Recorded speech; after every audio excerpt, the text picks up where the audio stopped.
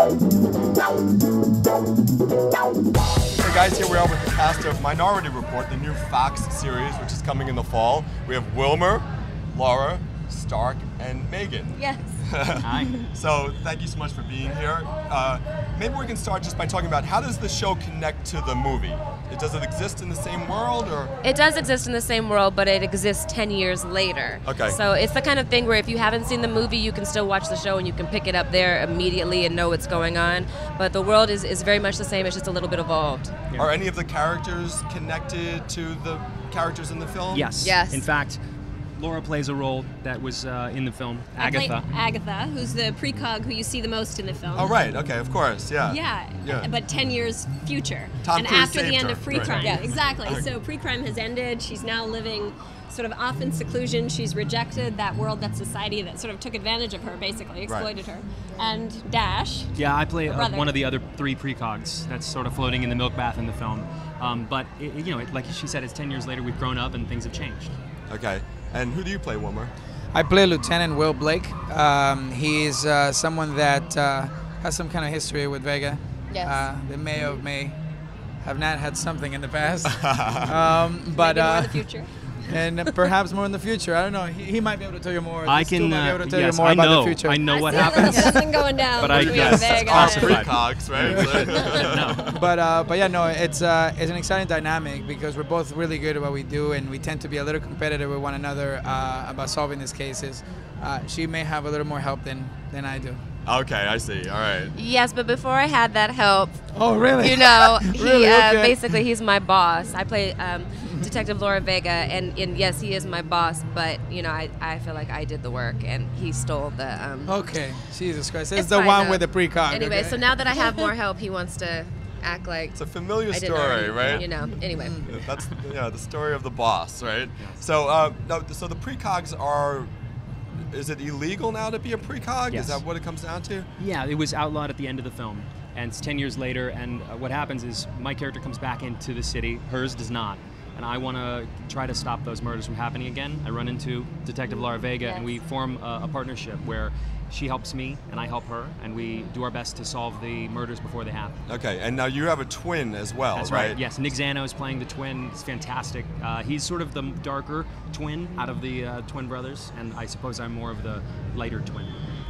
And I'm Lighter the sister who's worried about my two brothers who've run back to the city to sort of use their powers. One maybe to help, and one maybe not so much to help. I got you. Okay. So now, does the show feel like it's connected to the movie, and just in terms of the look, Yeah, the for movie? sure. Definitely. Absolutely. I think another thing that's really exciting is that Steven Spielberg has really embraced the show, and he's really lent his executive producing wisdom to curate the show. We're actually also been given the opportunity to use, you know, the existing artwork and props from the movie. You know, so a lot of the stuff from the movie is actually being, you know, almost in a way, you know, passed on onto the series too. So that's actually exciting as well.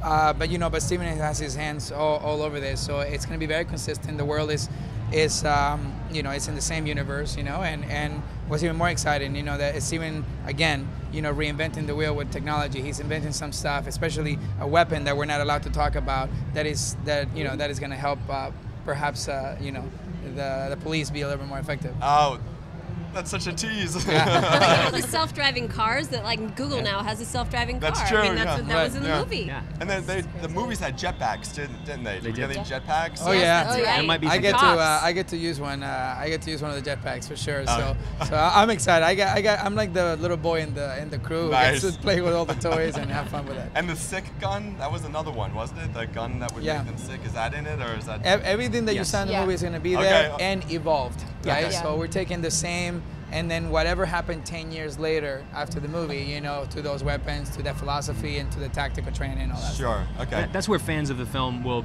find Easter eggs. You know what I mean? There are references to things that happen in the film and devices that we use. And like we said, you don't have to see the movie to appreciate it, but if you do, if you know the film, it's familiar. Right. Yeah. Right. Now, Minority Report is based on a Philip K. Dick story, and Philip K. Dick can get pretty sort of head trippy at times with some of the themes. Do we start to get into the complexities of what does it mean to predict the future? What is the moral quandary we're in, that kind of thing? Yeah, it's playing the role of the guy who predicts the future but knows that it might not exactly be true. There's the moral quandary of, well, do I try to stop this from happening? Maybe I got it wrong. Maybe my vision isn't clear because I don't see quite everything, and it does create some interesting dynamics in the show. Yeah, and I think Dash is very much focused on free will and thinking, look, I can change things. Right. My character might be more thinking, look, there's a destiny, it's set, Yeah. I'm going to let it be. And that definitely causes a tension between us because I care so much about him, but, you know, Right, yeah. I don't want him messing with the future. But so you're not just in the cabin all the time, though, right? I mean, you're going to head to the city I as well? have the feeling I'll be drawn back into the city for my powers. They're too good. So, yeah. She's the powerful We'll one. see. Do we know where the Tom Cruise character is? Like, is it possible that he would That'd be great. Well, That would not be great. necessarily We'd take Tom, him. but, well, yeah, who wouldn't? Yeah. I think Someone anything's possible in the Steven Spielberg world. Yeah. I mean, I think he's created such a family and such a dynasty with all of the characters and all of the, the worlds that he's created and brought to life. So I think, I wouldn't let pass is that you're going to see way more characters from the movie show up in the film. Already we have someone, Wally is reprising his role. Yeah, Daniel London, who played Wally in the film. Right. So that's just more of the connective tissue between the movie and the TV show. It's really interesting, actually, to do it this way because usually you just Remake, reboot it, yeah. or, Yeah.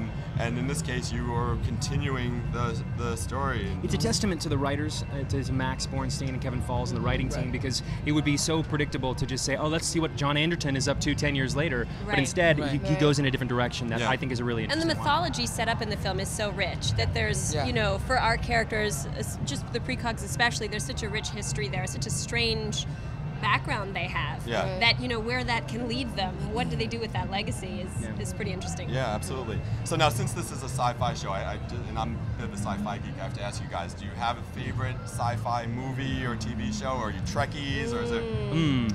I do love Game of Thrones and Walking Dead. Yeah. Oh, yeah, sure. I think the most recent sci-fi futuristic thing that I loved was Looper. Really, really loved that film. Yeah. Loved it. Yeah, that was good. Which felt sort of, in a way, it felt sort of inspired a little bit by Minority I think so, Report, right? yeah. Yeah, sure. Do you have one? Definitely. Oh my gosh, all over the place. I feel like so many shows now blur the lines. Yeah. Game of Thrones. I guess it's sci-fi, of course, but I love Only it. because of dragons. Yeah. Dragons. Who doesn't want a I dragon? mean, I'm a massive fan of this entire universe. So I was the guy who cried when he saw Harrison Ford in the Star Wars trailer. So, I mean, I can go on all day giving you all the titles that I love. But yeah, I'd say I'm a pretty big fan. Well, great. Oh, I had one more. Sure. Orphan Black. Oh, I'm yeah. obsessed Yes, with Orphan Orphan Black. Absolutely, yeah. Absolutely. See, I wouldn't have thought. Yeah. Okay. Sci-fi. Yeah. Sure. It's a clone. Clones. Well, we can't wait to see Minority Report when it comes in the fall. you very much. Thank you so much for coming, and enjoy the con. And for all your Comic-Con needs, keep it locked to IGN.